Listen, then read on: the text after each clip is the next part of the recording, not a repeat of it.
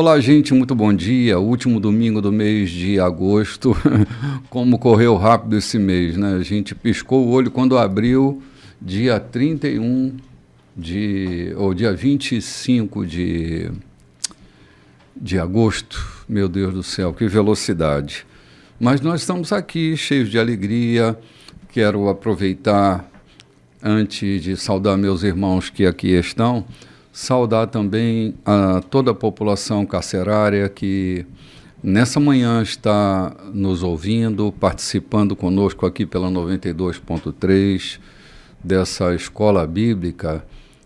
Os saúdo com alegria e paz, rogando a Deus que vocês sejam encontrados seguros nele, confiantes nele, esperançosos nele, porque nele há suficiência.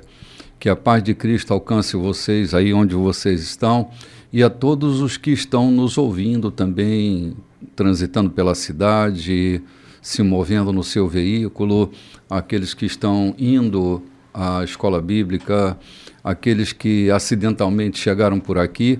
Esse é o programa Café com Bispo. Eu sou Renato Chaves, o bispo da Igreja da Colheita, e estou aqui essa manhã com meus dois companheiros de labuta, meu querido amigo pastor João Silveira. Muito bom dia, pastor. Olá, muito bom dia, meu querido bispo. E aproveitando também para dar bom dia aos nossos amigos, aos nossos ouvintes, que estão espalhados aí nesse mundão todo, né? Sim, verdade. A gente aqui e acolá tem encontrado alguém dizendo: eu tenho ouvido o programa, tem sido agradável, tem ajudado muito a minha compreensão bíblica, a minha forma de viver. Então nós saudamos a todos vocês e que tenham uma boa ouvidura desse programa nessa manhã. É uma escuta de coração, né? Muito bom dia, Loide Nogueira, seja bem-vinda. Obrigada, meu bispo, bom dia. Pastor João, bom dia. Bom dia a você que está aí do outro lado. Olha, parabéns, porque está chegando até o mês de agosto, você é vitorioso. Nós temos orado por você que está aí passeando por essa cidade, viajando, você que está em trânsito. Nós temos aqui, somos uma igreja que ora por você, né? Então, receba a bênção de Deus.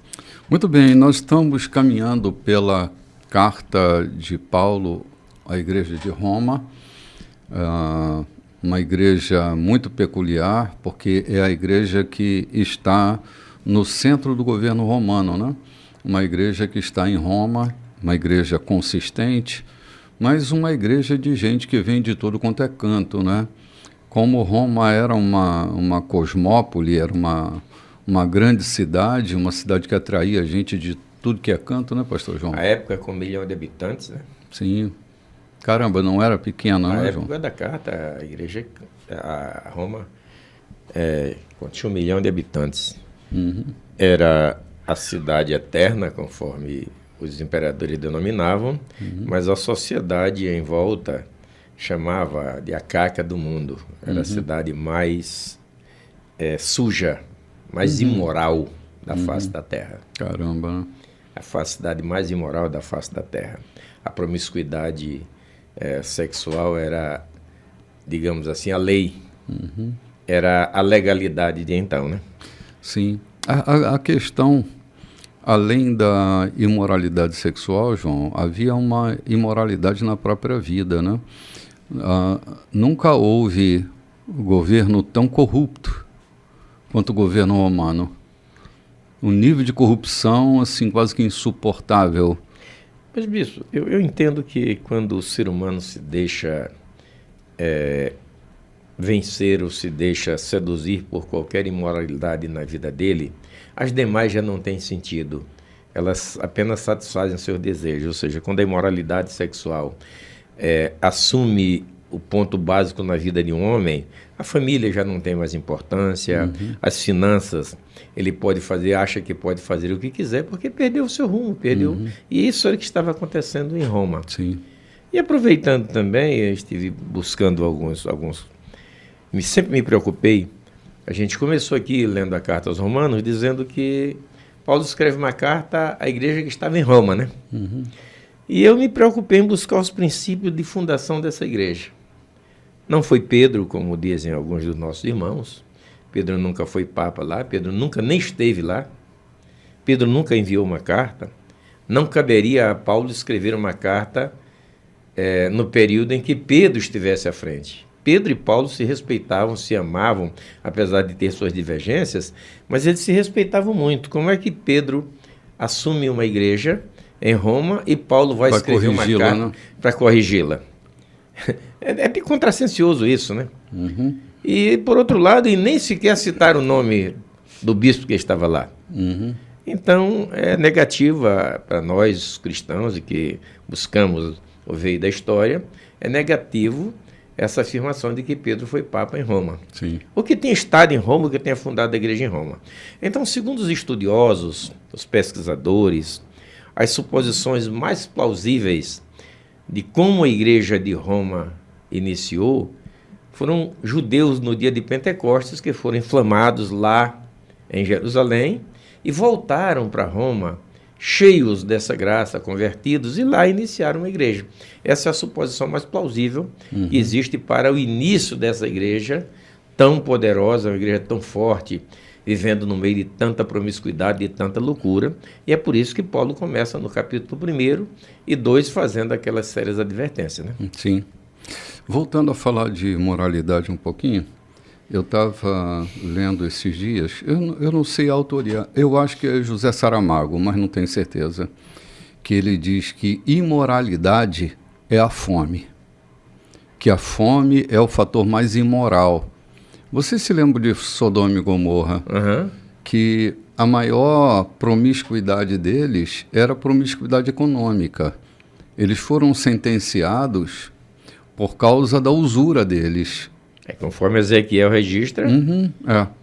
No registro de Ezequiel, a pior desgraça deles, e não é que não fosse considerada a imoralidade, a promiscuidade sexual, mas não foi por isso exatamente, segundo o texto que o pastor João citou, de Ezequiel, a maior imoralidade deles era a usura. Via suas irmãs, né, as cidades vizinhas passando necessidade, tinham como ajudar e viraram as costas para essas cidades, fazendo a gente ponderar essas questões morais. Às vezes a gente está tão preso às questões da genitália que não consegue dimensionar outras imoralidades, né? E a gente precisa passar a considerar de que há outras imoralidades além das promiscuidades sexuais, né? Então, se a gente não considera isso, a gente fica na razoridade, fica raso demais para compreender o que é imoral, né? Quando não nos incomodamos com a dor da fome, que é a pior dor que pode existir, eu creio que nem a dor de um câncer terminal é tão grande quanto a dor da fome, porque a dor da fome não consome apenas o estômago, mas a alma. Vai muito mais profundo na alma. Muitas pessoas, alma corroída, né? Há muitas pessoas acamadas, partindo para a eternidade, consumida por um CA. Todavia, a sua alma está leve, está partindo com leveza. Mas a dor de quem está passando fome, a angústia. Eu já visitei alguns lugares, caminhando por esse país imenso, nosso Maranhão, na cidade onde trabalhei por muito tempo, e já vi de perto a fome. Já vi de perto a fome e sei qual é a dor da fome. Ela se manifesta no estado esquelético de uma pessoa, mas a sua alma lá dentro está mais morta do que o seu próprio físico. Achatada de tal maneira, né? Então, quando Ezequiel pronuncia, vaticina a sentença de Deus ou a declaração de Deus dizendo Sodoma e Gomorra foram banidas da terra não pela sua promiscuidade sexual, mas pela sua imoralidade, a sua insensibilidade de não se incomodar com a fome e a necessidade dos outros. Então, quem não se incomoda com a fome e a necessidade dos outros, está nem lixando para a moralidade sexual, está se ligando para a imoralidade outra qualquer, para roubo, para extorsão, qualquer coisa. Não se preocupa isso. Ou seja, o que a gente diz? Muitos governantes, partindo do nosso país e tantos outros lugares, que não se incomodam com a fome dos seus amigos, dos seus patrícios, vão se incomodar lá com a falta de dinheiro ou com a roubalheira.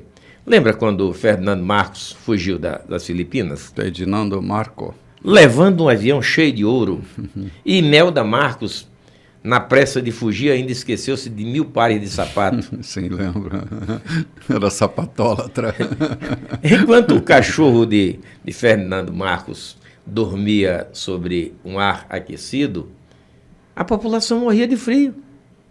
O seu cão vivia protegido ou dormia num ar aquecido e a população das Filipinas morrendo de frio. E ele está se lixando para isso? João, como dizia o nosso ex-ministro do Trabalho, cachorro também é gente. É pena, mas isso são verdades. E Paulo está escrevendo para uma igreja que estava vivendo no meio desse furacão, no meio dessa promiscuidade louca. Creio que enquanto o governo estava se locompletando com todas as riquezas e luxos, havia muita gente morrendo, escondido nas catacumbas, morrendo ali debaixo nos porões. E assim continua a humanidade, né? Assim caminha a humanidade. Assim caminha a humanidade. Muito bem, Loide, nós já estamos indo para o capítulo 4, né? Hoje nós iniciamos o capítulo 4 da Carta aos Romanos. Quero recomendar a vocês que, cara, esses assuntos me interessam tanto. Nós temos um canal no YouTube, Igreja da Colheita é o nosso canal. Lá está registrado desde o capítulo 1 da Carta aos Romanos até hoje. Se você, por acaso, perdeu e deseja continuar assistindo, cara, eu tive que interromper, perdi um detalhe, você vai encontrá-lo lá no canal YouTube. Desde o capítulo 1 da Carta de Paulo aos Romanos até o dia de hoje. A gente sempre posta às 9 horas da manhã, pontualmente, no canal YouTube, e você pode assistir novamente, né? Eu sempre assisto. Quando é postado às 9 horas da manhã de domingo, eu abro a tela do meu aparelho e vou assistir, porque me interessa saber o que o pastor João disse, o que Lloyd disse, o que eu disse, porque às vezes nessa dinâmica livre que a gente tem aqui, a gente deixa de refletir sobre coisas tão profundas, e eu sempre faço a minha incursão lá pelo YouTube para assistir novamente aquilo que a gente colocou para você, né? Mas nós vamos lá para o capítulo 4. O capítulo 4, aqui Paulo vai falar de confiança e fé, e traz um personagem aqui muito importante para falar isso, Abraão. Sim. Pois bem, como encaixar o que sabemos a respeito de Abraão, nosso primeiro pai na fé, nessa nova maneira de enxergar as coisas? Se Abraão tivesse sido aprovado por Deus pelo que fez, ele poderia ter recebido o crédito. Mas o que temos é a história de Deus, não a de Abraão. Assim lemos nas Escrituras: Abraão participou do que Deus fez por ele, e isso foi decisivo. Ele acreditou que Deus podia torná-lo justo, em vez de apelar para a própria justiça. Se você dá duro e faz um bom trabalho, merece o pagamento. Ninguém pode dizer que seu pagamento é um presente. Mas se você percebe que a tarefa está muito além da sua capacidade, algo que só Deus pode fazer, e confia que Ele o fará, volto a dizer, algo que você jamais conseguirá fazer, não importa como e quanto trabalhe. Essa confiança em Deus é o que o deixa numa situação aceitável diante dele. Por causa de Deus, pura graça. Vamos dar uma paradinha aqui. Eu acho importante a gente considerar isso. Entender que é pura graça, entender que há coisas que nós não temos capacidade de fazer. Aqui aparece a palavra confiança. Eu gosto de pensar a palavra confiança. Ela nasce de dois institutos, né? E a raiz dessa palavra é a palavra fiança. Confiança é ter um confiante, aquele que é fiador. O fiador aparece aqui. Fiador é aquele fiel garantidor de que se eu não puder efetuar o pagamento pela dívida, ele fará por mim. Então, confiança em Deus não é uma dívida que eu tenho com Ele, é a segurança que eu tenho de que se eu não for capaz de atender aquela demanda, Ele estará comigo de tal maneira que Ele assume essa dívida. Confiança. Entendi, né? Confiança não é a segurança que eu tenho em mim, é a segurança que eu tenho nele. A fé, ela se manifesta aqui, nessa dimensão. É a esperança que eu deposito nele. Confiança não é algo que eu tenho em mim. Confiança é saber que eu tenho um fiel fiador que o fará se eu não puder fazer. É isso que Paulo está dizendo para a igreja de Roma. O que me faz entender aqui, que até o versículo 9, Paulo está chamando a atenção e dizendo, não se glorie nas suas obras, não se jactancie de ter feito pelo seu próprio esforço, não imagine que você é capaz de fazer aquilo que você tem feito, simplesmente porque você tem poder, tem inteligência, tem capacidade de fazer. Atribua isso a Deus, porque mesmo aquelas tarefas que te são impossíveis de realizar, mas nele são possíveis sim. Mas não esqueça de reconhecer que essas tarefas são feitas por ele, não por seu mérito próprio. Aí ele invoca a figura de Abraão dizendo, Abraão largou a Mesopotâmia, deixou a Mesopotâmia, onde talvez faturasse bem. Abraão visitava... Talvez não estivesse fugindo de um problema econômico. Não, né? ele percorria toda aquela região, vendia, e aqui era uma região muito idólatra, e ele vendia imagem de todos os deuses que eram adorados naquela época. Então, pelo que se percebe, Abraão era de família abastada e faturava um bom dinheiro, talvez fosse um agente de vendas, tivesse seus vendedores ambulantes.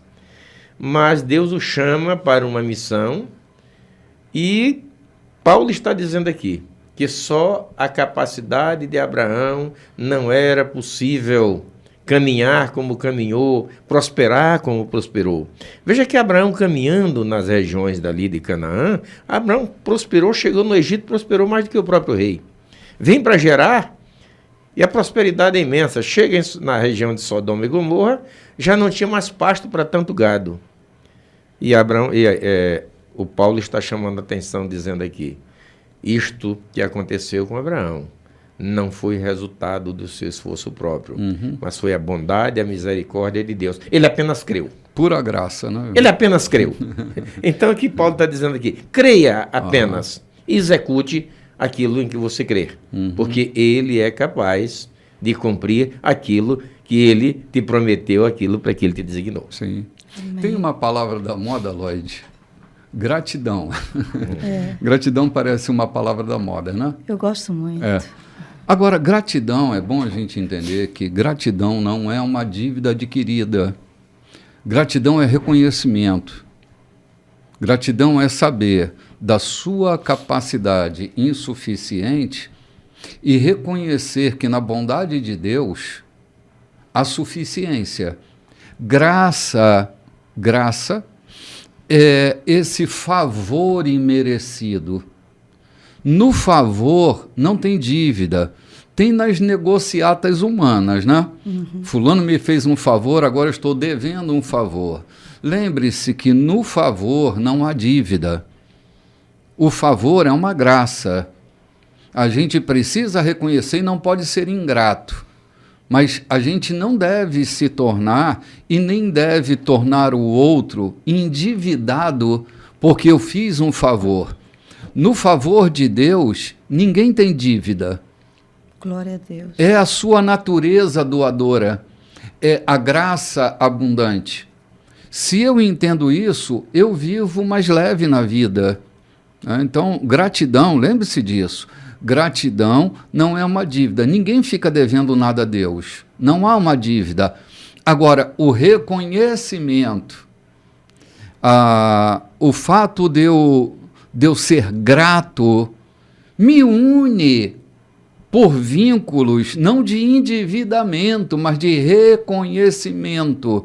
Como eu posso viver longe de um Deus que me gera tantos favores, e isso não me implica em dívida, mas num derramamento de amor sobre a minha vida, não? Um Deus de promessa e não de contratos, né? Exatamente, Eloide. Muito boa a sua palavra, viu? Maravilhoso. Não um Deus de contratos, mas um Deus a gente poder se de mover promessa. Na promessa, né?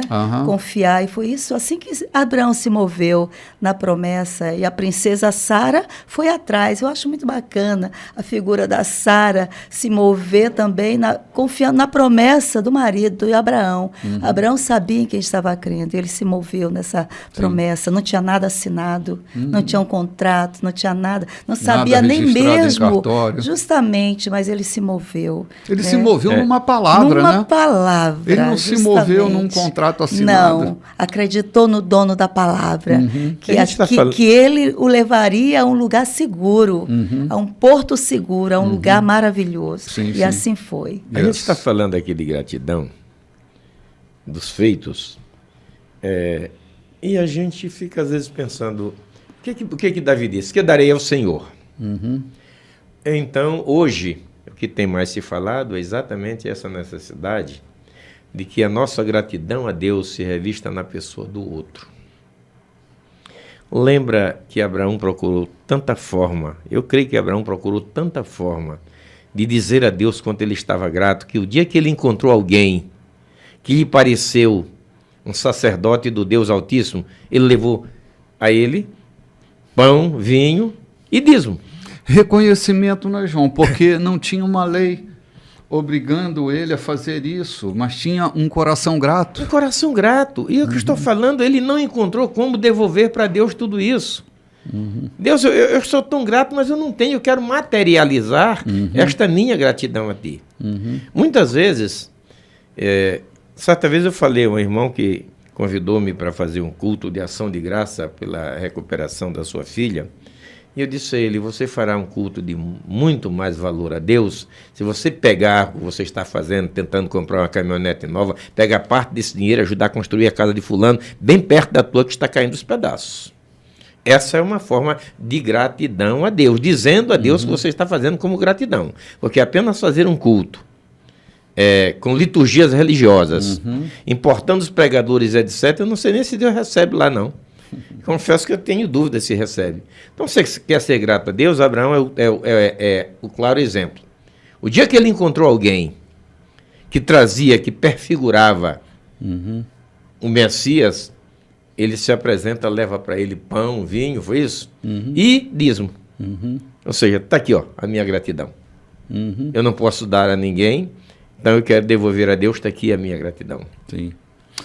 É interessante, João, que o Abraão reconhece Melquisedeque ser sacerdote do Deus Altíssimo. Por quê?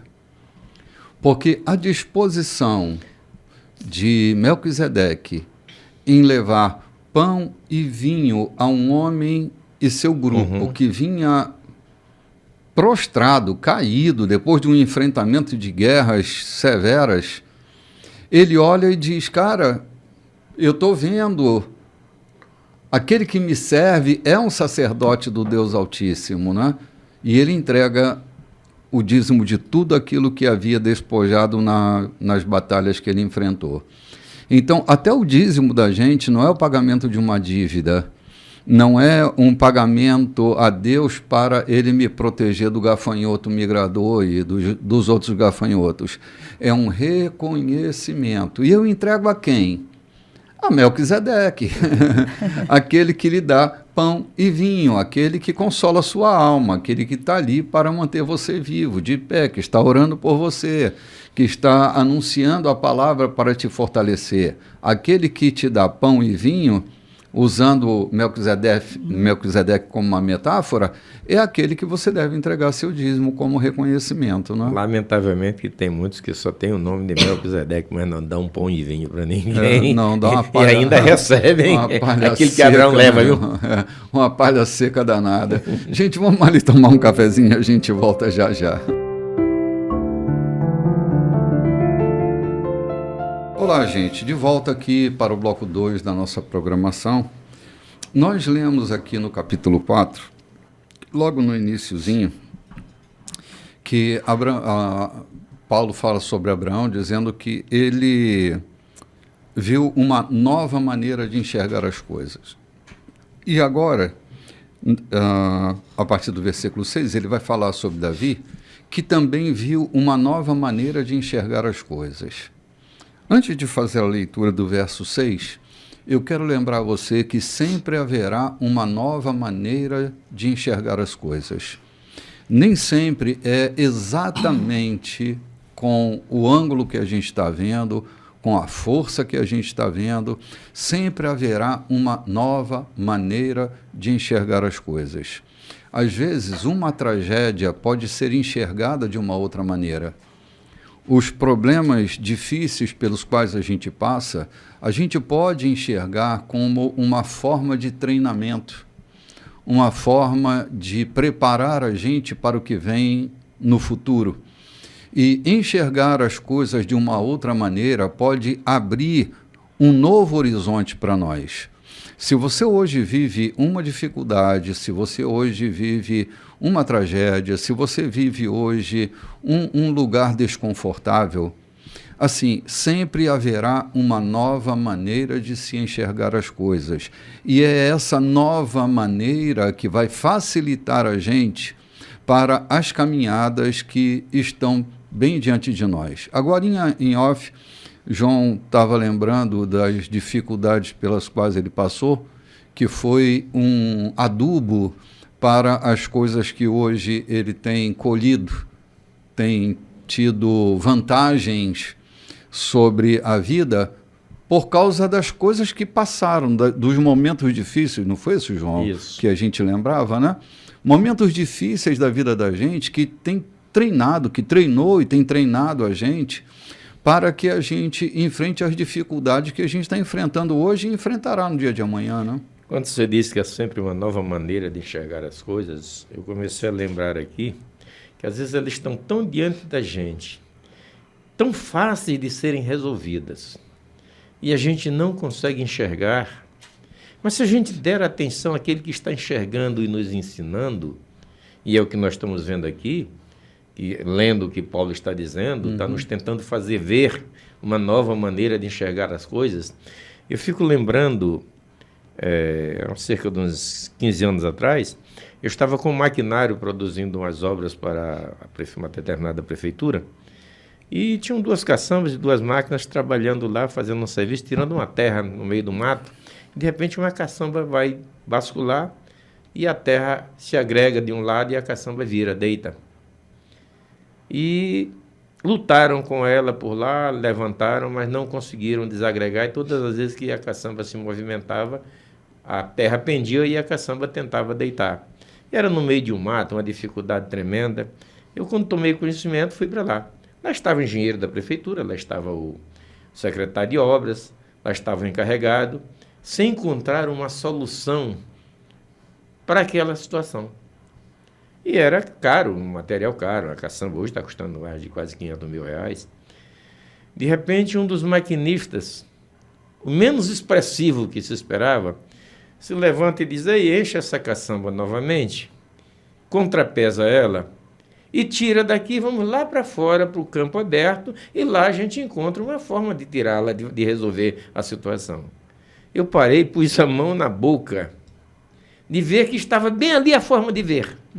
Mas não conseguiam enxergar de outra forma. Bem diante de nós estavam engenheiros, estavam encarregados, estavam secretários de obras, todos já estavam lá desde certa hora da manhã, lutando para resolver aquele problema. Já tinham roçado, já tinham desmanchado cerca, já estavam quase sem saída.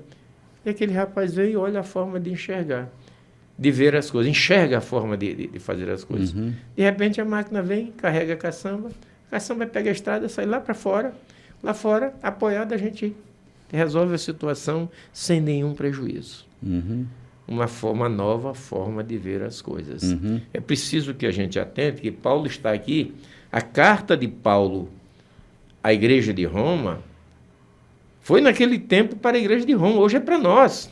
Enxergarmos uma nova maneira de ver as coisas. Uma nova maneira de fazer as coisas, não só de ver, mas de fazer também. João, aqui às vezes a nossa experiência acadêmica pode fazer com que a gente não consiga enxergar de uma nova forma, porque o academicismo às vezes cria bloqueios, né? Tipo, você está falando que tinha engenheiro, secretário de obra, não eram pessoas que desconheciam aquilo, mas só enxergavam de uma maneira. Aí chega um rapaz que não tem essa experiência acadêmica e faz uma releitura do que está acontecendo, e a solução está ali nessa releitura.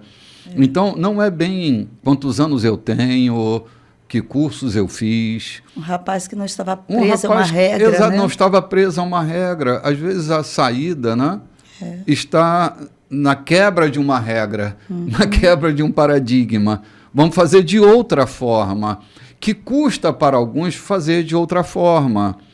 Assim, outra forma não cabe em mim, porque essa é a única forma. Não, há muitas formas de se enxergar a vida, de se enxergar as questões, e eu preciso me dar o direito de enxergar de outras maneiras, não é? Não cabe em mim, porque a minha prepotência, porque o meu orgulho, porque a minha vaidade, porque a minha autossuficiência não dá lugar para caber dentro de mim. Para caber dentro de mim. Como uma solução tão simples vai resolver um problema tão grave? Pois é. Então, eu do alto da minha prepotência, do alto da minha jactância, do alto da minha importância, dada a mim mesmo e aquilo que eu estou fazendo, deixa de ver coisas tão simples, tão óbvias, que resolvem um problema, que evita um prejuízo maior. Isso nós estamos falando no meio da família, estamos falando no meio da igreja, estamos falando na sociedade em que vivemos, entendeu? Ou em qualquer lugar.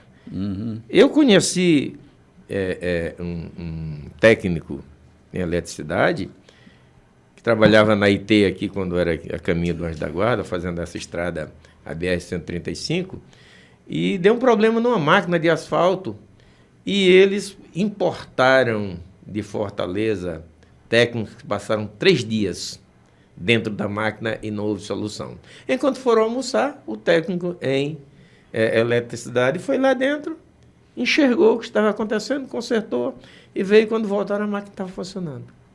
Eu me lembro, Francisco, ele me conta essa história. Todo mundo ficou perplexo. Não conseguiram enxergar, como você disse, a formação, a prepotência, o posto em que eu ocupo não me dá o direito de ouvir aquele porteiro que traz uma solução para resolver problemas na igreja. Sim. João, sabedoria é dar soluções simples a problemas complexos, né? É uma maneira que eu estou encontrando de conceituar sabedoria. Ter conhecimento não é igual a ter sabedoria, né? Sabedoria é olhar com outros olhos. É olhar aquilo e aquele ou aquela que me feriu com outros olhos. Quando eu vejo alguém muito arrogante tentando me ferir, eu normalmente o enxergo de outra maneira. Eu enxergo como alguém tão vazio, tão carente, que ele está tentando me esbofetear para se proteger de alguma forma. Até de si próprio, né? Sim, então a minha maneira de lidar com isso é sempre muito mais leve do que tentar enfrentar, do que tentar peitar. Eu sempre me sinto de boa maré ao encontrar alguém que tenta me esbofetear, porque eu vejo a fragilidade dessa pessoa, como ela está vivendo uma condição insuportável.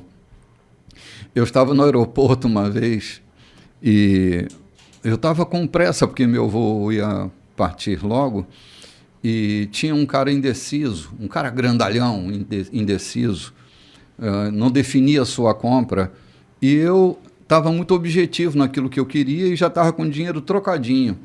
Eu botei o dinheiro em cima da máquina do rapaz do caixa, peguei o objeto e disse, olha, o dinheiro está certinho aí, deixa eu ir embora. E o rapaz grandalhão, ele estava vivendo uma insuportabilidade tão grande que ele virou para mim de maneira agressiva e disse, vai para a fila. Eu disse, rapaz, você está doido. Você me chamou de doido. Eu disse, é um doido. Pronto, é um doido. Rapaz, e ele veio para cima de mim como se fosse me agredir, eu ali na minha, na boa, né? Falei, calma, querido, tá tudo certo. Quase que eu perco o voo, mas eu fui lá para o final da fila. E ele continuou lá cozinhando o galo. Eu disse, meu Deus, coitado, deve estar sofrendo muito, né? Não me senti insultado. Se ele viesse para cima de mim, ele ia me esmagar, porque ele era um cara muito grandalhão. Ou não, né? Ou não. Mas eu não peitei, não criei caso, porque eu entendi a agonia que aquele cara estava, entende? Uhum. Até na forma dele comprar, ele estava mostrando a agonia dele. Então, assim, há sempre uma maneira nova de enxergar as coisas. É. Mas vamos lá, nós estamos lá no versículo 6 agora, né, o que Davi diz aqui, né? Davi confirma esse modo de ver as coisas ao afirmar que quem deixa Deus consertar a situação sem insistir em querer fazer algo no processo é um homem feliz. Opa. É? Olha que coisa linda, né? Deixa por conta de Deus. Deixa por conta. Há coisas que precisam deixar por conta de Deus e não será covardia. Será uma forma sábia de lidar com as coisas, né? Aí ele diz que esse homem é feliz, bispo. Feliz é aquele cujos crimes são perdoados, cujos registros dos pecados são apagados. Feliz é a pessoa contra quem o Senhor não tem nada a apresentar. Vocês pensam que essa bênção é dada apenas para aqueles que guardam nossas tradições religiosas e são circuncidados? Eita, ele bate firme agora, né? Acham que a bênção pode ser dada a alguém que nunca ouviu falar das nossas tradições, que não foi criado em nossa forma de devoção para com Deus? Todos nós concordamos que foi por aceitar o que Deus fez por Abraão, que ele foi declarado justo diante de Deus, não é? Agora pensem, essa declaração foi feita antes ou depois que ele fosse marcado pelo rito pactual da circuncisão? Sabemos que foi antes. Isso significa que ele se submeteu à circuncisão como evidência e confirmação do que Deus havia feito muito antes de torná-lo plenamente aceitável. Um ato de Deus que ele aceitou de todo o coração. Isso ainda significa que Abraão é pai de todos os povos que aceitam o que Deus faz por eles, enquanto ainda estão na condição dos de fora em relação a Deus, não identificados como propriedade de Deus, isto é, como incircuncisos. Justamente os que se encontram nessa condição é que são chamados justificados por Deus e com Deus.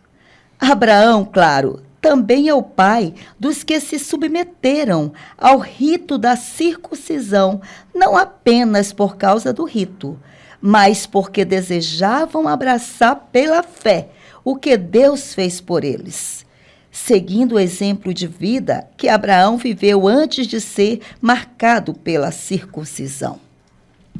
A famosa promessa de Deus a Abraão, que ele e seus descendentes possuiriam a terra, não foi feita em razão de algo que Abraão tenha feito ou viria a fazer. foi baseado na decisão de Deus de aceitar tudo para com ele, e foi disso que Abraão participou quando creu. Se alguém receber esse presente de Deus apenas por ter seguido certas ordens ou por ter cumprido formalidades, essa confiança não faz sentido. E a promessa vira um contrato frio. Seria um acordo comercial, não uma promessa santa. Vamos dar uma paradinha aqui. Meu Jesus do céu. Tem algumas coisas aqui que me chamam a atenção até agora. Uma delas é que Abraão aceita de todo o coração, recepciona, acolhe, sem questionar se tinha mérito ou não tinha mérito, se tinha rito envolvido ou não tinha rito envolvido. Ele abre o coração e assimila, João, ele acolhe de todo o coração. Aqui está toda a diferença. Está toda a diferença. Né? Uma decisão divina. Essa decisão, no caso dele, foi uma decisão unilateral, partiu de Deus. Partiu de Deus e só de Deus. Agora, a outra coisa... Bom, deixa para outra coisa para a gente comentar daqui a pouquinho. Vocês devem querer interferir aqui, né? Comentar aqui sobre o versículo 10. Sim. Me chamou muita atenção, logo quando a gente começa a descer. Uhum. Na versão que eu tenho, vamos dizer aqui, como foi, pois, imputado, estando Abraão na circuncisão ou na incircuncisão? Uhum. Veja bem, é que nós, os cristãos, os ditos evangélicos, os crentes, os religiosos, sempre nos arrogamos de mais bem-aventurados diante das outras pessoas. Até achamos que precisamos orar por fulano, porque a oração dele não tem validade diante de Deus, por não ser ele ainda participante dessa nossa agremiação. Lá em Jerusalém, Jesus cura um cego de nascença, né? Sim. E de repente vem a confusão para cima dos religiosos. O bafafá gerou lá e eles começam a dizer: nós sabemos que Deus não ouve a pecadores. Ou seja... Está na Bíblia, mas não está em Cristo, né, João? E nem foi Deus quem disse, não foi profeta nenhum. Nós sabemos, é uma afirmação oral. É um dito popular. Veja que o texto lá diz, nós sabemos. Não diz está escrito, não diz Deus disse, não diz fulano disse, o profeta disse. Diz nós sabemos. Aquilo está expressando bem claramente que é uma oralidade corrente, um ditado, um costume entre eles. Entender que Deus não ouve, que Deus não beneficia a pecadores. Paulo está chamando a atenção aqui dos romanos, ou dos judeus, e especialmente dos judeus que estão sediados em Roma, e dizendo o seguinte: quando Deus chama Abraão, ele não era circuncidado. Sim. E Deus o abençoa. Quando Deus dá uma tarefa e uma promessa a Abraão, ele não estava sobre a aliança da circuncisão. Isso quer dizer que não é ela que tem validade, ou seja, não é a tua crença, não é a tua religião, não é a tua igreja que te proporciona a relação com Deus, mas é o chamado dele, é o que ele quer contigo, é o que ele define sobre ti. Não é o que tu pensas ou o que tu fazes como religioso, como clérigo, como apóstolo, como bispo, como padre, como pastor, ou meramente como um cristão de banco. Mas a misericórdia é dele. Paulo chama no versículo 10 dizendo exatamente isso. Ele estava circuncidado ou não? Ou seja, que valor tem essa aliança diante da decisão divina? Aliança é apenas um tratado de obediência. Sim, que ratifica, né, que ratifica a minha aliança, a minha obediência. Mas não é por ela, simplesmente por esse tratado, por essa observação, que eu tenha merecimento das bênçãos, das promessas e das realizações de Deus na minha vida. Não é se eu sou crente daquela denominação, daquela igreja ou não. E às vezes a gente tem essa sensação, a mesma sensação que os judeus tinham, e é isso que Paulo está alegando, né? Agora, a pancada maior está aqui embaixo, né? Se alguém receber esse presente de Deus apenas por ter seguido certas ordens ou por ter cumprido formalidades, essa confiança não faz sentido. Porque eu estou resultando de um contrato. Né? É resultado de um contrato. Não é uma promessa de Deus, é um contrato. Frio. E a promessa vira um contrato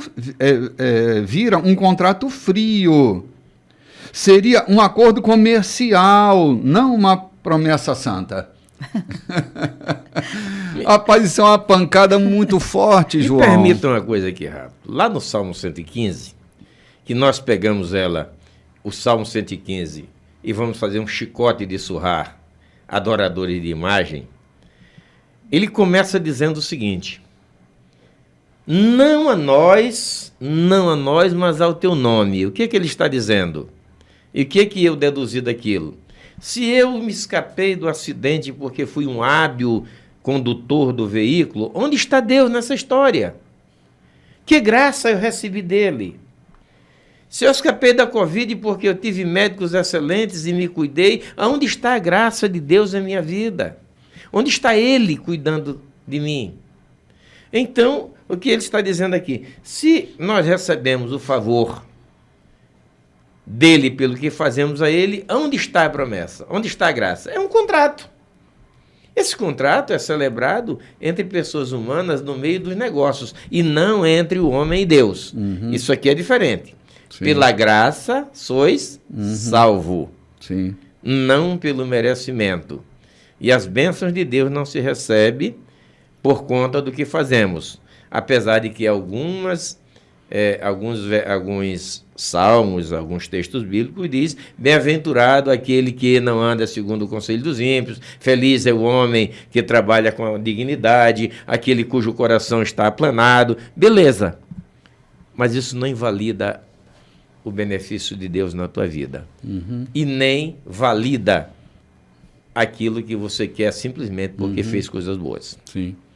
Eu via esse dia, João, se lembra de que há poucas semanas atrás houve um acidente numa aeronave que caiu em São Paulo? Sim.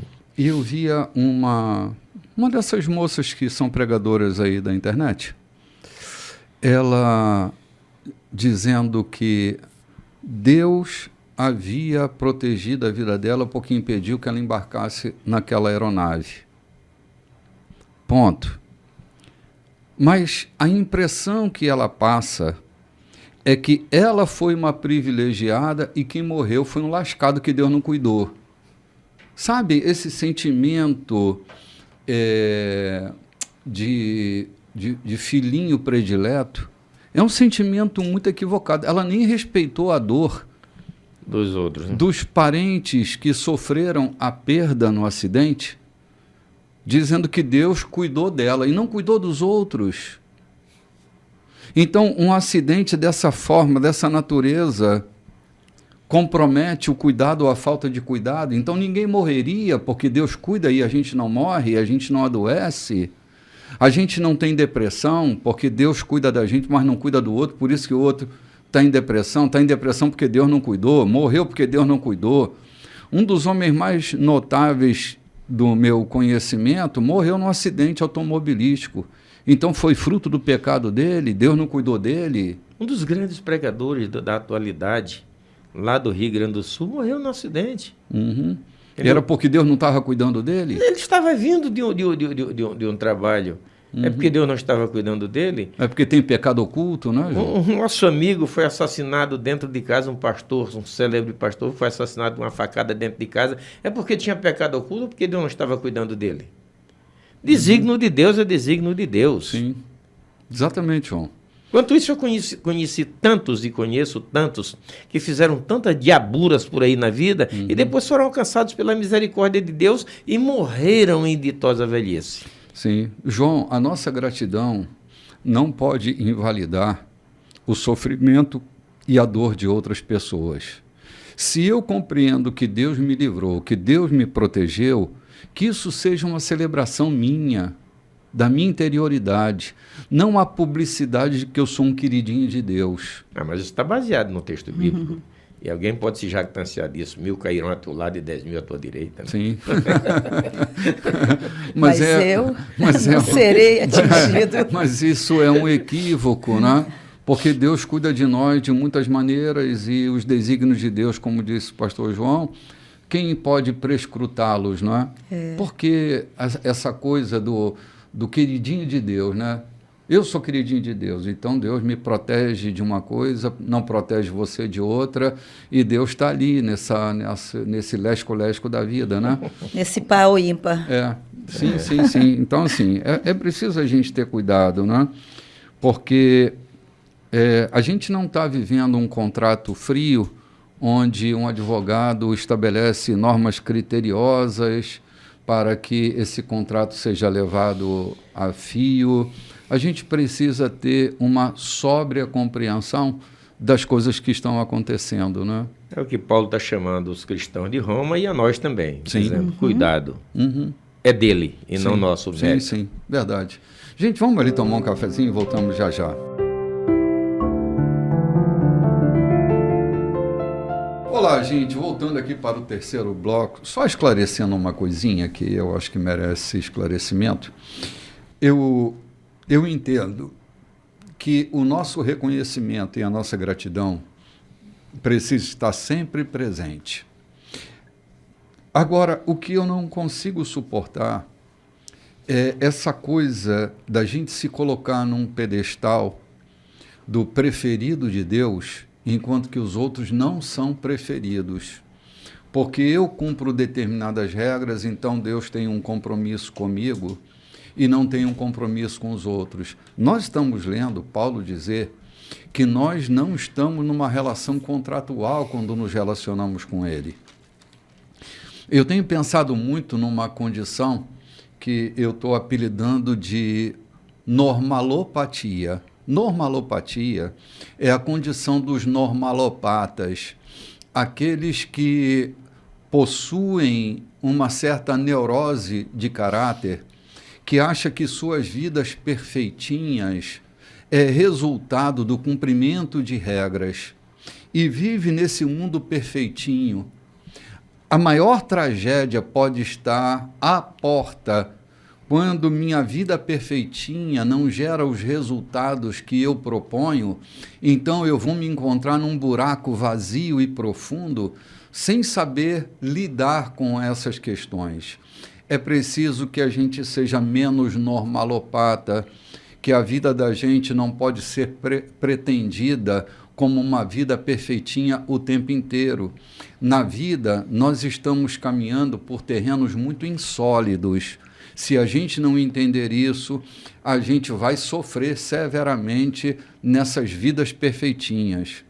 Foi domingo passado que eu citava a condição de uma pessoa que me procurou para ter uma conversa e a pessoa dizia: eu nunca me perdi, mas eu nunca me achei. Cara, isso para mim foi de uma severidade tão grande.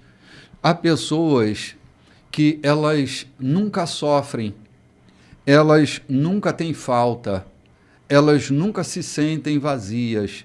E isso, para mim, é um perigo gravoso, porque pessoas que nunca se perderam, é possível que elas nunca tenham se encontrado consigo mesmas, porque a gente se encontra na vida enquanto a gente caminha numa espécie de perdição. Não a perdição do pecado, mas a perdição da própria vida, nos desencontros da vida. Então, que a gente seja um pouco menos normalopatas, que a gente seja reconhecedor de que nem tudo que acontece está no certo e errado, no pecado ou na justiça. A gente vai vivendo um plano incrível que Deus tem detalhado para nós. Deus não está dentro de uma caixinha do certo e do errado, do bonito e do feio. Deus vai para além de uma dualidade.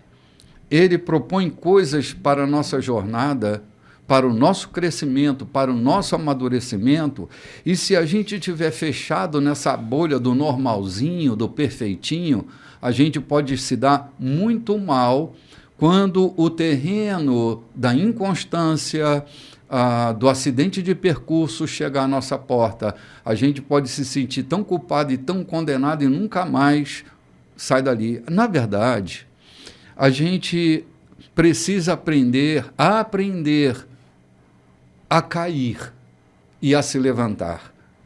Se a gente não aprende esse movimento, eu fui atleta e a modalidade que eu preferi fazer foi o judô. Eu me lembro que eu era garotinho, eu tinha 9 aninhos quando eu entrei para o esporte e eu levei quase um ano aprendendo a cair. Para quê? Para poder me manter de pé. Se a gente não sabe lidar com essas inseguranças, com as incertezas que a vida propõe, fica muito difícil, porque uma simples queda pode fazer com que a gente se torne extremamente fracassado, porque a gente não sabe se erguer das quedas e dos tombos que a vida propõe, não é? Se o autor desta carta não tivesse entendido isso muito cedo, como ele enfrentaria o Heroquilão, a picada da serpente, o naufrágio? Como ele enfrentaria a perseguição dos seus próprios irmãos? A normalidade não faz parte do caminho daqueles que seguem a Deus. Sim, é verdade, João. Não faz parte. Uma estrada reta, ela cansa os olhos dos motoristas que vêm de um lado e que vêm de outro. Ela dá sono. Você passa mais de 20 quilômetros numa reta, ela te dá sono, te dá tédio. Sim. Então, a normalidade não faz parte do caminho daqueles que caminham na fé. Os acidentes estão ali para nos dar, olharmos para um lado e para o outro. Eu lembro que eu cupidava, você, um casal de amigos, eram meus amigos mesmo, e ensataram um namoro, e eu comecei a aconselhar, e um dia eu disse para a moça, é preciso que no namoro você tenha algumas brigas, algumas discussões, alguns términos de namoro, porque são neles que você vai conseguir, nessas brigas que você vai conseguir se afastar e olhar os defeitos que ele tem. Um dia ela brigou com ele, eles brigaram, ele foi parar, chorou muito lá em casa, depois eu a chamei e ela disse, você me disse muito bem. Foi nesse dia que eu olhei o tamanho dos pés dele. Entendeu? Então, é assim, essa dificuldade dá para a gente parar e enxergar o que está mais à frente. Sim. João, tu imaginas o apostolado de Paulo? Eu fico olhando para o sucesso ministerial dele e fico pensando, num apostolado contemporâneo, Paulo seria uma tragédia. Porque parece que nós temos no apostolado uma vida sem acidentes de percurso, uma vida de perfeição. E quando eu leio a carta aos Coríntios, que Paulo fala de tantos naufrágios que ele passou, tantas prisões, tantos açoites, perigos de morte, medos, o desejo de ceder à própria morte, não é? E aí, Deus não estava com ele? Deus não estava com ele? Exatamente isso, Lloyd. Deus não estava com ele? Ele estava entregue à sua própria sorte, a um contrato mal cumprido, e Paulo estava cumprindo mal qualquer tipo de contrato? Então, é preciso a gente parar e a gente se ver livre dessa neurose de caráter, que é a vida perfeitinha. Não tem vida perfeitinha. Gente, não existe uma vida perfeitinha. A nossa vida, ela vai andando e a cada acidente de percurso vai brotando uma nova glória. A gente vai enxergando de maneira diferente. E é isso que dá dinâmica à vida. E Tiago diz para darmos graças a Deus por passar por essas lutas e essas tribulações, porque no fim isso vai no quê? Fortalecendo a nossa fé, vai nos amadurecendo, vai fazendo de nós pessoas melhores em Deus. É isso que ele fala. Pensem no seguinte, Paulo desejou tantas vezes ir a Roma, lembra? Ele escreve nas suas cartas, escreve no livro de Atos, tantas vezes que ele desejou ir a Roma. Queria ir livre, porque de Roma ele queria ir até a Espanha. Né? Ele desejava passar por Roma, Roma lhe fosse o suporte financeiro e espiritual para que ele chegasse a Roma, ou a Espanha. E Paulo nunca chegou livre a Roma. Sabe por que Paulo chegou preso? Ou talvez para que Paulo chegou preso em Roma? A guarda pretoriana era composta de 10.000 homens, oficiais da mais alta estirpe. E Paulo teve a oportunidade de evangelizá-los, porque ele estava preso sobre essa guarda. De outra forma, ele não teria acesso. De outra forma, Paulo não teria acesso a essa guarda pretoriana, que era composta de 10.000 soldados da mais alta estirpe, 10.000 oficiais.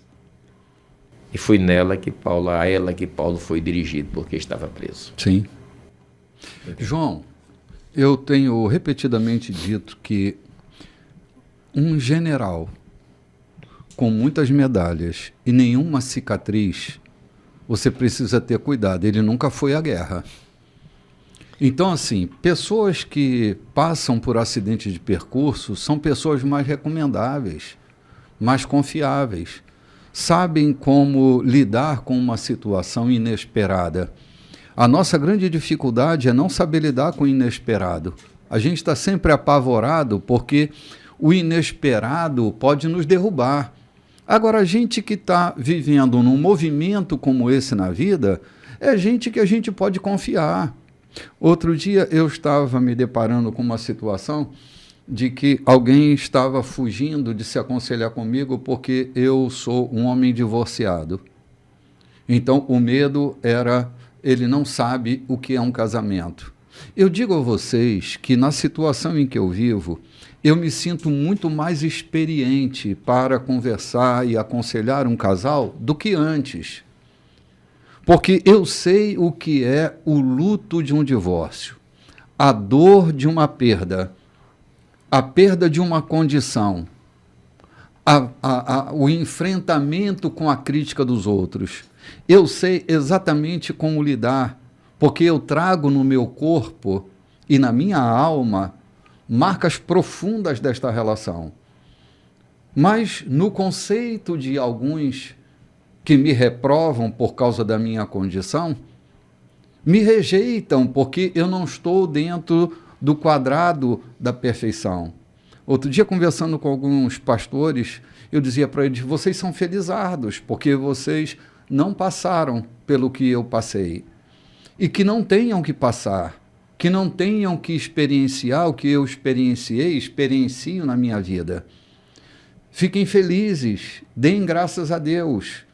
Agora, evitem criticar os que não conseguiram, porque não viveram a mesma condição que vocês. Aprendam a respeitar as diferenças e a não desprezar aqueles que um dia se machucaram, um dia se feriram, um dia que foram mortalmente feridos, que um dia tiveram que enfrentar a dor da morte, porque eles podem compreender muito mais o valor da vida do que aqueles que nunca passaram pelo trauma da morte.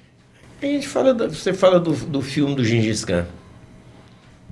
Ele só conseguiu vencer a tribo inimiga porque ele foi exposto aos intempéries daquilo que lhe atormentava. Verdade. Ganhou autoridade, né? Ganhou resistência, ganhou imunidade. Perdeu o medo, né? Perdeu o medo, ele foi exposto aos relâmpagos e raios e perdeu o medo e tornou-se o quê? O guerreiro daquela tribo e venceu a tribo inimiga. Isso é o que? Exatamente os intempéries, as lides da vida. Sim. Eu lembro, o meu pai tinha na sola do seu pé, parecia assim uma tábua. Ele andava descalço nas areias, nos intempéries. Eu não entendia por quê, imaginava que era resultante. Não, era o organismo preparando defesa para a sua caminhada, para que ele não fosse machucado. Então ele era um homem que andava descalço, mas capaz de pisar em qualquer terreno difícil. Porque experimentou, porque treinou o seu pé. Tinha um casco de tartaruga debaixo dos pés. Isso não era... Eu antigamente imaginava que aquilo era um demérito, era alguma coisa depreciável, mas, na verdade, o seu próprio organismo estava lhe preparando para a sua caminhada, para que ele não sofresse, porque a lide da vida lhe levou à defesa, o próprio organismo levou à defesa. Sim, sim. João, eu estava me lembrando agora, acho que citamos até no programa passado, a tua experiência com aquele teu amigo que a garantia da salvação dele estava no cumprimento do contrato. Foi no programa passado. Que tu perguntaste a ele qual era a certeza que ele tinha da salvação dele, e ele começou a detalhar o contrato. Não falta uma escola dominical, entrego o meu dízimo, não falta um culto, estou sempre presente nas atividades da igreja. E ele se esqueceu que a salvação dele não é baseada num contrato. Ele esqueceu de Jesus, cara. A maior expressão, né? Ou a única expressão da salvação dele, ele esqueceu, porque estava aferrado no contrato. Não podia desfrutar da graça porque estava aferrado no cumprimento das regras. Então eu sou salvo porque não falta uma escola dominical, porque entrego o meu dízimo, porque não falta uma atividade da igreja, tá tudo bem. Até que eu me esqueci que Jesus é o fator determinante, é o fator sine qua non. Né? Então, assim, cumpra o contrato. Se tem um, cumpra. Não é um problema cumprir contrato. Agora, não faça do contrato. Não faça do contrato. A condição sine qua non para uma promessa de Deus. A promessa de Deus é sem contrato. E Paulo fala aqui do contrato, bispo. Vamos lá, então. Ele fala, um contrato cheio de pormenores, elaborado por um advogado detalhista, pode resultar em obrigações que você jamais seria capaz de cumprir. Mas se não há contrato, apenas uma promessa, e uma promessa de Deus, você não pode quebrá-la. É por isso que o cumprimento da promessa de Deus depende inteiramente da confiança que depositamos nele e em seus caminhos e de que o aceitemos e a tudo que ele faz. A promessa de Deus chega como um presente. É o único modo de garantir a participação nela. Tanto os que guardam as tradições religiosas, quanto os que nunca ouviram falar delas. Porque Abraão é o pai de todos nós. Ele não é o nosso pai racial. Isso seria ler a história de trás para frente. Ele é o nosso pai na fé. Chamamos Abraão de pai, não porque Deus lhe tenha dado atenção por ter vivido como um santo, mas porque Deus agiu em Abraão quando ele não era ninguém. Não é o que lemos nas Escrituras que Deus diz a Abraão, farei de você pai de muitos povos? Abraão foi primeiro chamado de pai e depois se tornou pai, porque ousou acreditar que Deus faria o que somente Deus poderia fazer. Levantar os mortos para a vida e com uma palavra trazer algo à existência a partir do nada. Não havia esperança, mas Abraão creu, decidido a viver não com base no que sabia que era incapaz de fazer, mas no que Deus disse que ele faria. Assim foi feito, pai de uma multidão de povos. O próprio Deus declarou, você terá uma grande família, Abraão. Abraão não ficou pensando em sua incapacidade, dizendo, sem chance, este corpo de 100 anos nunca vai gerar um filho. Ignorou décadas de infertilidade de Sara e foi persistente. Não foi reticente sobre a promessa de Deus, com questionamentos. Em vez disso, mergulhou na promessa e se fortaleceu. Ficou à disposição de Deus, certo de que ele cumpriria o que tinha dito. E por isso que se diz, Abraão foi declarado justo diante de Deus ao confiar que Deus o justificaria. Mas não é só Abraão. O mesmo aconteceu conosco. O mesmo é dito a respeito de nós, que aceitamos e cremos naquele que trouxe Jesus à vida, quando, de igual modo, não havia mais esperança. O Jesus que foi sacrificado fez-nos aceitáveis diante de Deus, tornou-nos justos perante Deus. Oh, Amém. que palavra forte Oh, essa, glória! né? Palavra forte essa. Gente, não é um problema cumprir regras. E eu não estou contradizendo o que eu já disse. O problema é se aferrar na regra como se ela fosse o caminho para o cumprimento das promessas de Deus. Salomão começa dizendo assim: confia no Senhor teu Deus de todo o teu coração e não te estribes no teu próprio entendimento. Sim. É uma boa lição para esse momento. João, o problema é esse, que a gente se estriba no conhecimento da gente. Eu queria só tentar esclarecer um pouco. Estribar-se a gente lê na Bíblia e pouco percebe o que ele quer dizer estribar-se, né? Uhum. Mas como fui interiorando, cavaleiro, montador, e tenho filhas que são corredoras, são amazonas, eu comecei a ver que o estribo é a parte mais central de toda uma montaria, de toda a carreira de um cavaleiro. O estribo é quem segura ele sobre a sela. O estribo é quem lhe dá a garantia. Sustentação. A sustentação do que ele está fazendo. Uhum. Então, estribar-se quer dizer sustentar-se ali. Uhum. E Salomão diz, e não te estribes no teu próprio entendimento. Confia no Senhor teu Deus. É o que Paulo está dizendo aqui. Abraão confiou em Deus, porque não havia Cialis, não havia Viagra, não havia qualquer uma erva que fizesse Abraão voltar a ter ereção, se não fosse a confiança em Deus. Uhum. Porque a sua idade já não lhe permitia mais. A confiança em Deus libidiniza a gente, né, João? Tampouco Sara, que já havia parado a sua menstruação por tanto tempo.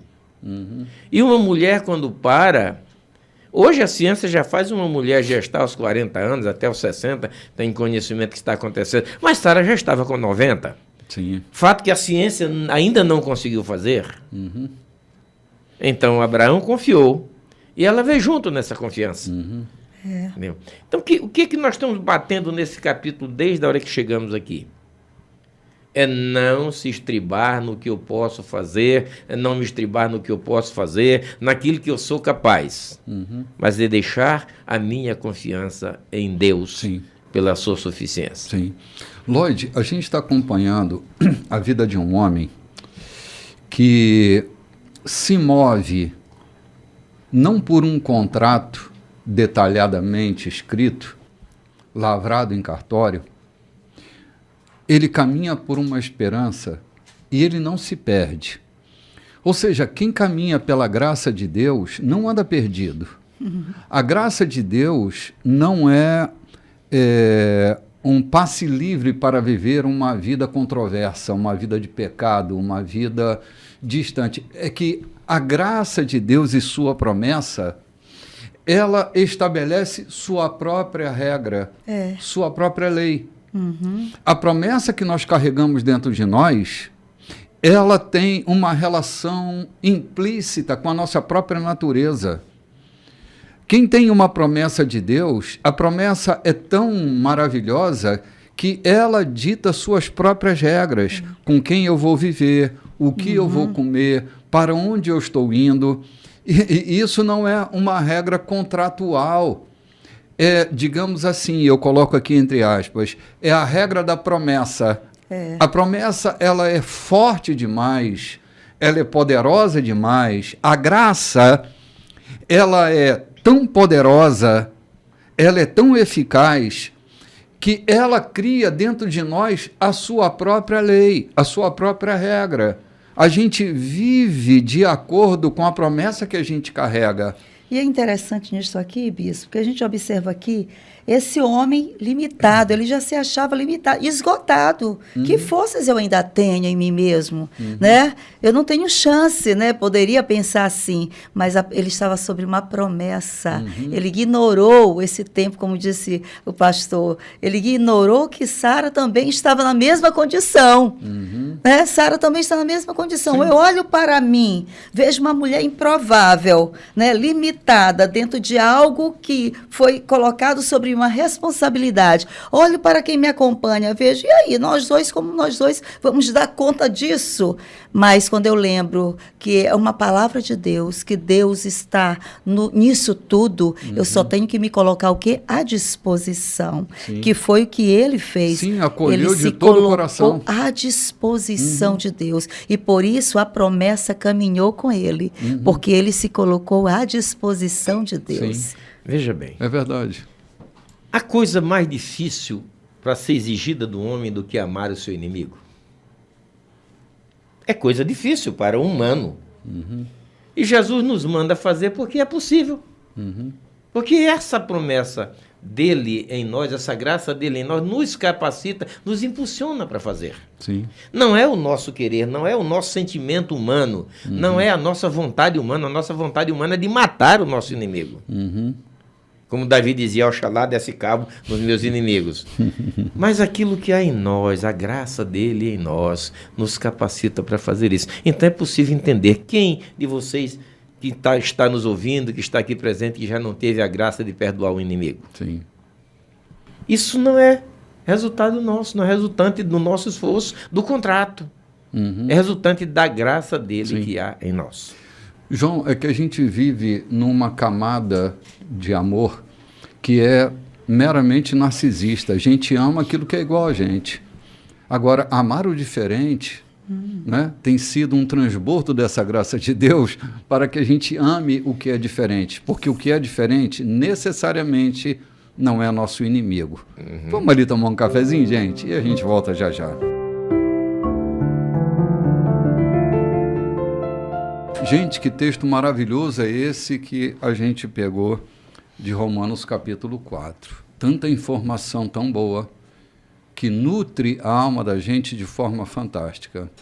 É uma nutrição para a nossa mente, uma nutrição para a nossa alma, para o estabelecimento do nosso espírito, a nossa confiança em Deus. Agora, vamos entrar no capítulo 5. Da carta aos Romanos. Não sei bem onde nós vamos parar, mas nós já estamos aqui no capítulo 5, né? E também é o último bloco da nossa programação. Vamos nos concentrar, então. Vamos passar a leitura, Lloyd? Vamos lá, meu bispo. Antes disso, eu gostaria de dizer que o capítulo 4 foi um compêndio doutrinário para a gente. Sim. Entender que o nosso esforço não é suficiente. Sim, iluminou as trevas da nossa mente, né, João? O nosso esforço não é suficiente para alcançarmos a graça que há em Cristo Jesus. Não. Dádiva divina. É isso aí. Ao aceitar pela fé que o Deus sempre desejou para nós consertar nossa situação com Ele, tornar-nos prontos para Ele, alcançamos tudo isso com Deus por causa do nosso Senhor Jesus. Mais ainda, abrimos-nos para Deus e descobrimos ao mesmo tempo que Ele já se abriu para nós e nos achamos no lugar que Ele queria que estivéssemos, perante a graça e a glória de Deus, na presença dEle, expressando nosso louvor. Vamos dar uma paradinha aqui? Uma paradinha só. Gente, essa coisa de ter a nossa situação consertada com Deus por meio de Jesus era a única chance que nós tínhamos, porque não tinha como a gente consertar coisa nenhuma. A gente vivia fora da pacificação com Ele, pois foi justamente a promessa. Olha, a gente está aqui lendo o capítulo 5, e capítulo 5 é uma facilitação que as sociedades bíblicas colocaram para facilitar o nosso posicionamento, mas é uma carta. O capítulo 4 não está desconectado do capítulo 5.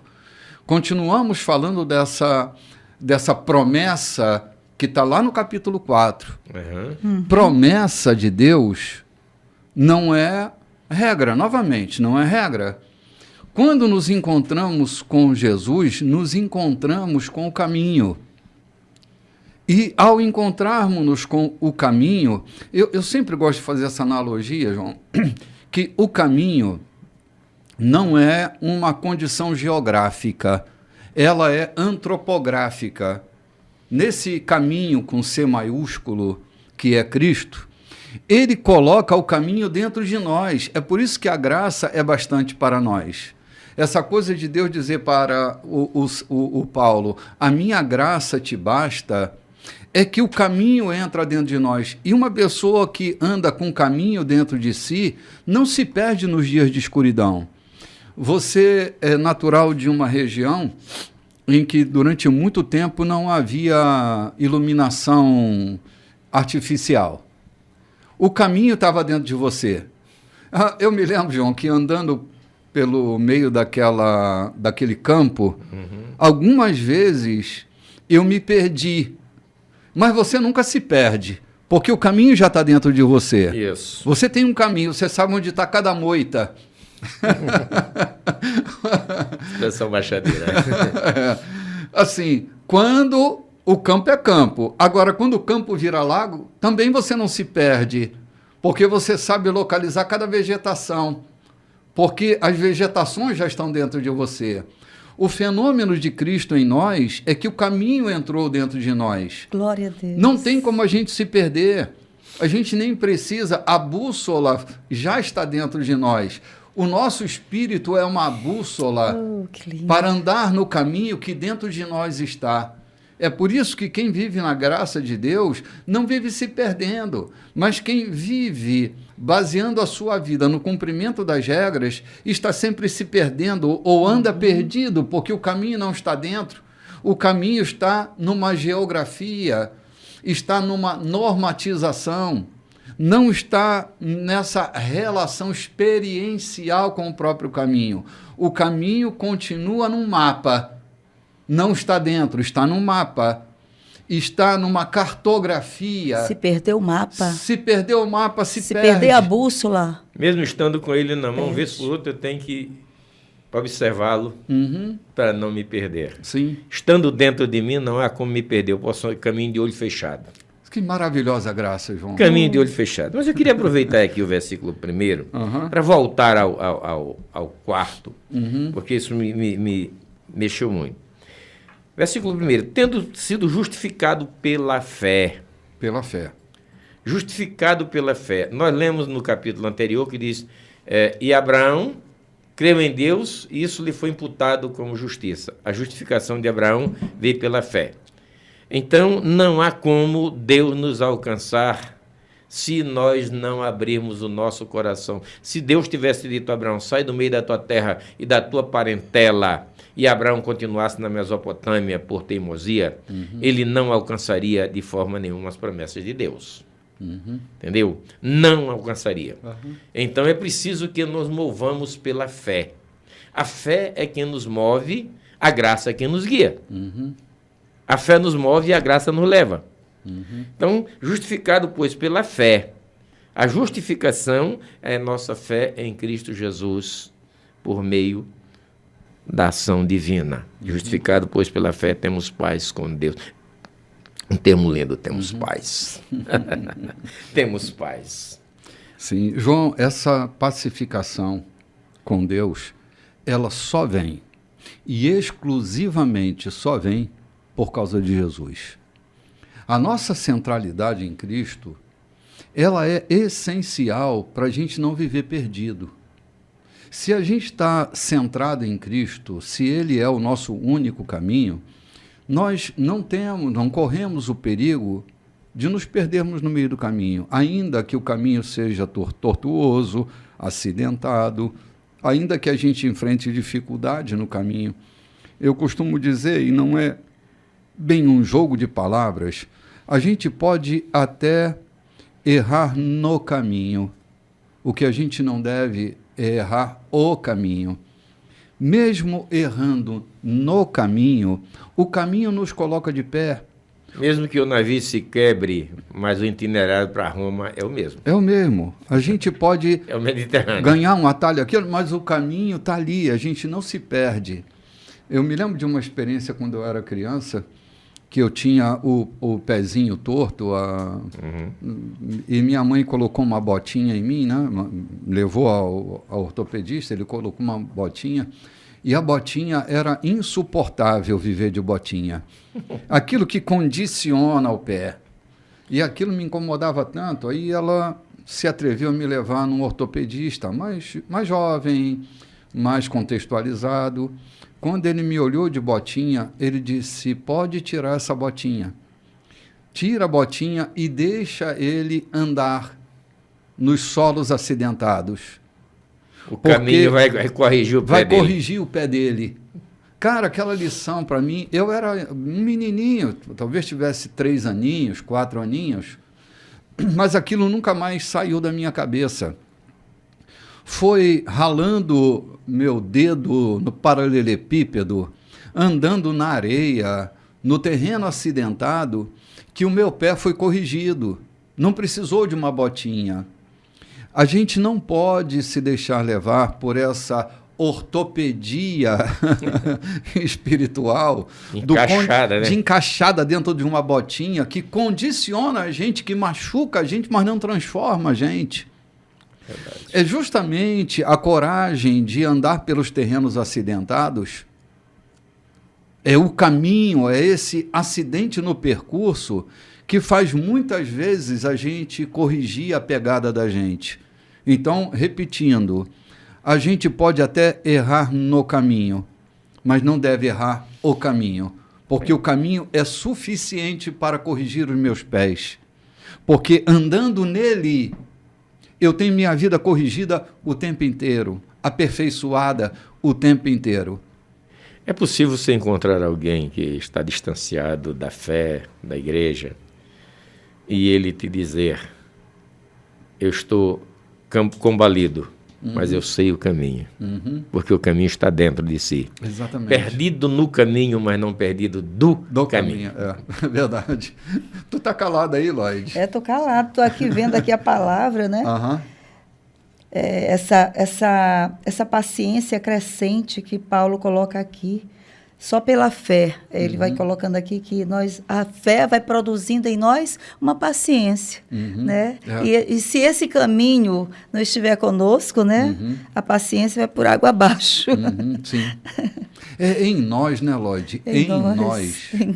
Em nós é que faz parte da natureza intrínseca do ser humano. Em nós não é conosco, né? Em nós não é conosco. Em nós, esse Deus Emanuel, não é?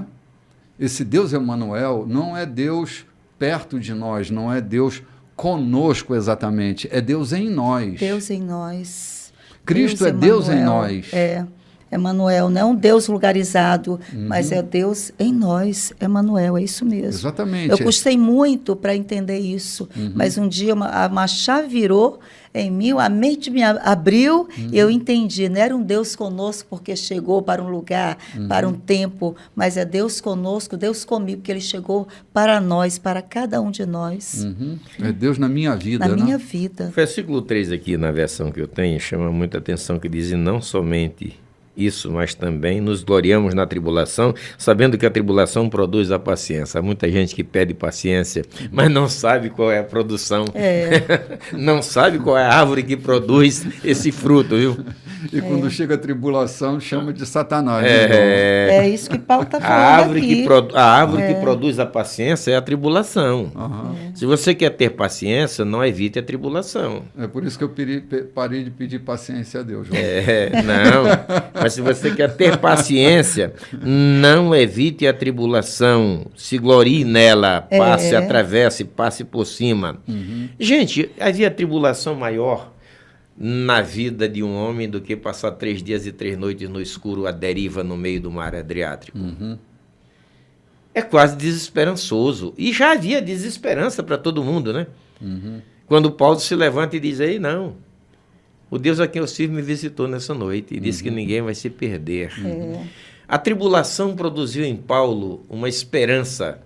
O texto que eu tenho à mão vai aumentando, dizendo assim: e não somente isso, mas também nos gloriamos nas tribulações, porque a tribulação produz a paciência, e a paciência produz a experiência, a esperança. É isso que ele diz. Né? Ali naquele trecho, naquele trivial, naquela noite ali, ou naquelas 3 noites ali no mar Adriático, que é um golfo saindo do mar Mediterrâneo, em rumo à Itália, é muito perigoso, ainda hoje é perigoso, e aquela tribulação produziu em Paulo a paciência de ficar aqueles 3 dias suportando tudo aquilo. Quantos xingamentos, quantas maldições foram proferidas naquele barco. Que ambiente era aquele? Né, que ambiente tenebroso, taciturno, angustiante, de indecisão.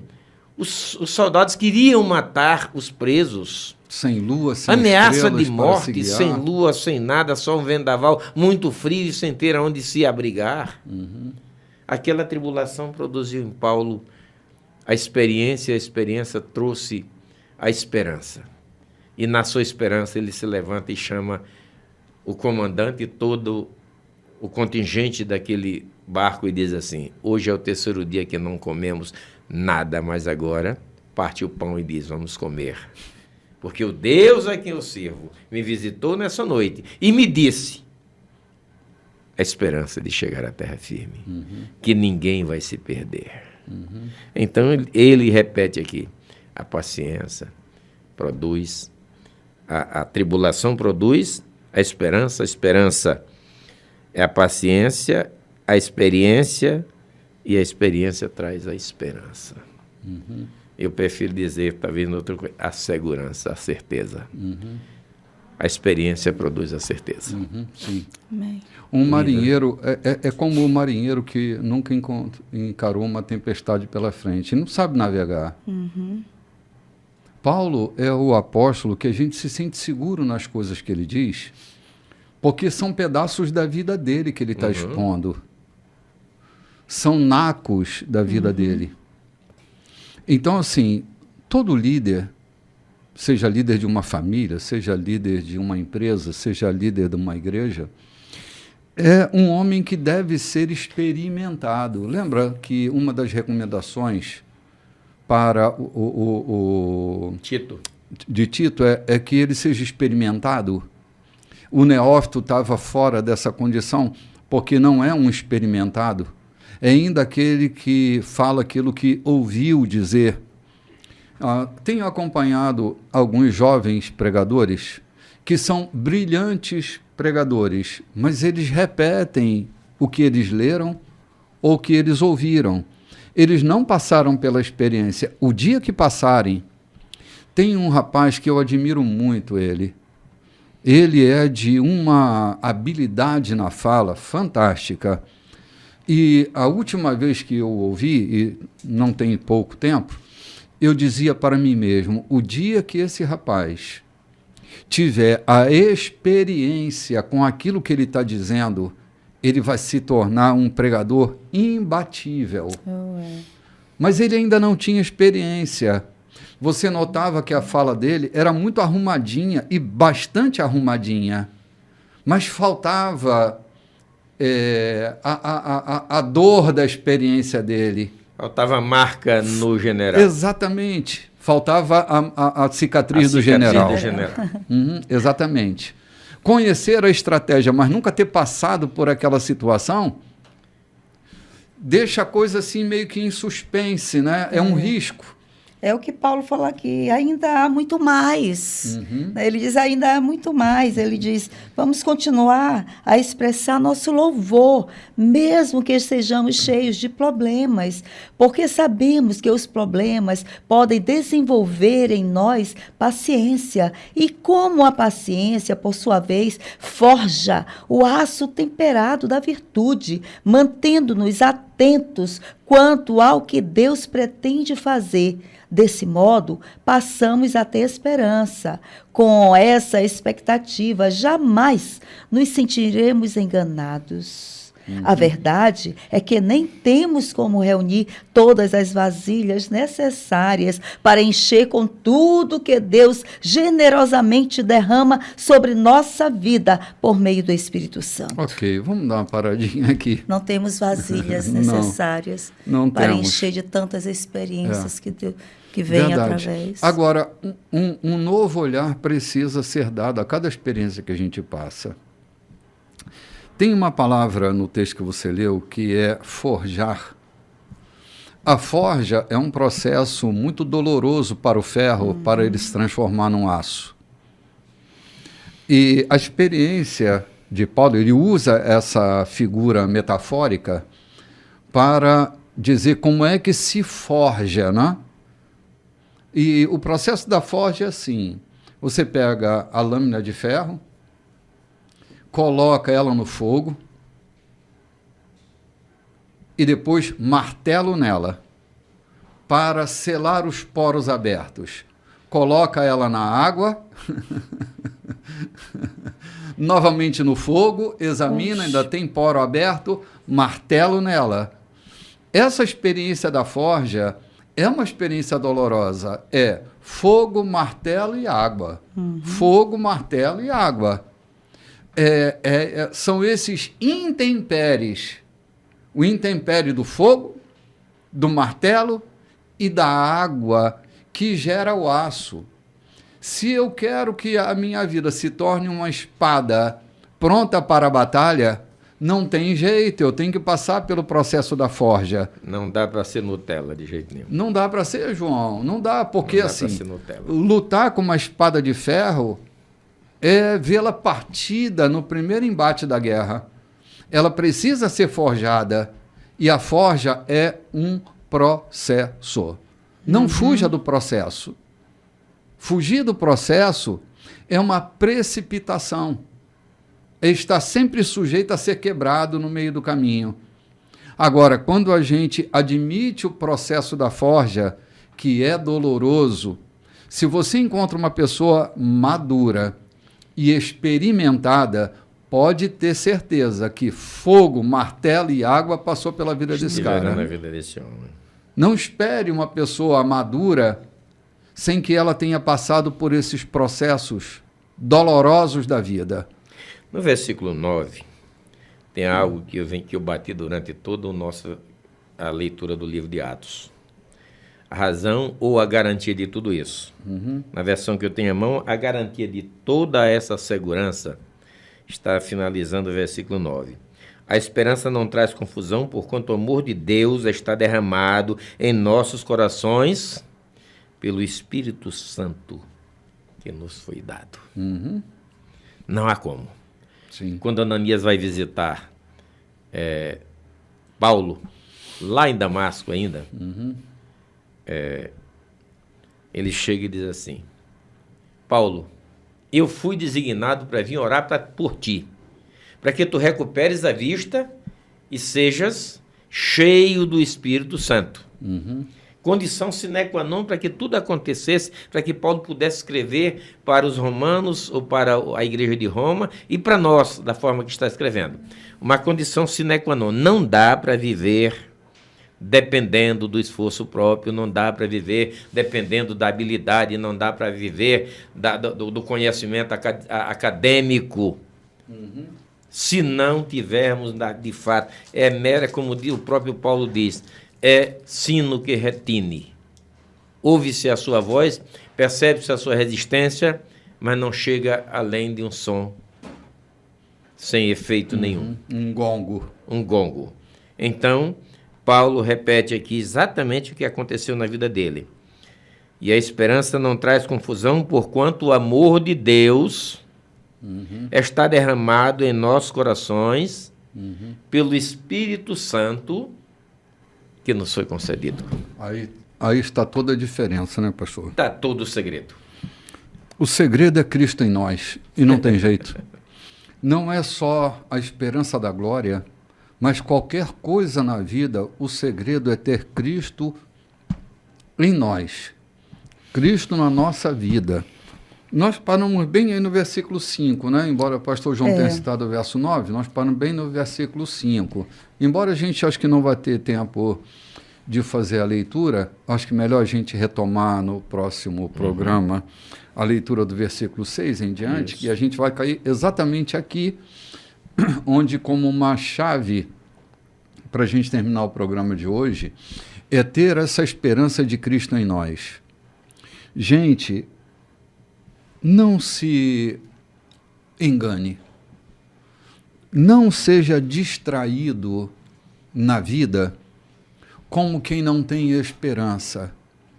Mantenha um relacionamento sério com Cristo. Ele é a lei divina. Ele é a palavra viva. A ele foi recomendado a Moisés e a Elias que ouvissem o que ele tinha para dizer. Suas palavras não podem ser meras literaturas.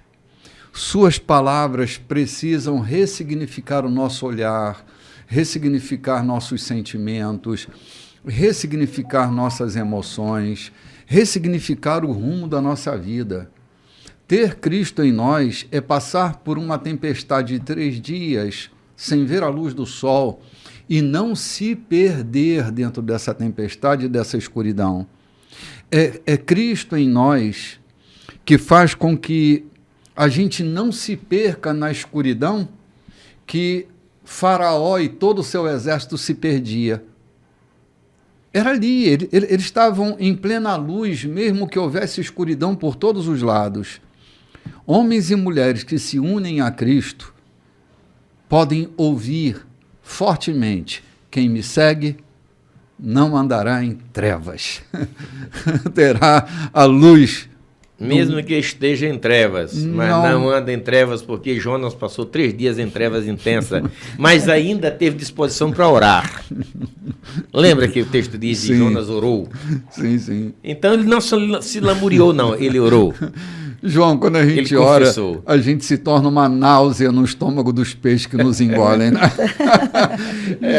Meu Pai do céu. Eu quero lembrar a todos que no próximo domingo é o nosso culto eucarístico. Sim, convidar é verdade. vocês a participar com a gente, porque tem sido uma festa.